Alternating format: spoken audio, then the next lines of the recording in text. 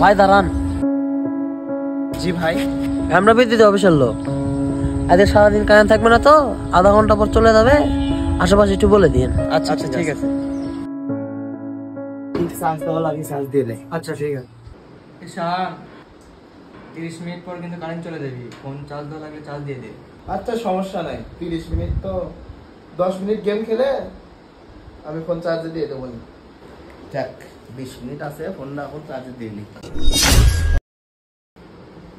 কি ব্যাপার, 20 মিনিট হাজার থাকতে কারেন্ট চলে গেল।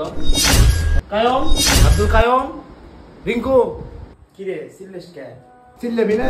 তোরা বললু যে 30 মিনিট পর কারেন্ট যাবে, সেটি 10 মিনিটও কারেন্ট থাকলো না। 20টা মিনিট কারেন্ট থাকলে আমি ফোনটা চার্জ দিয়ে নিতাম।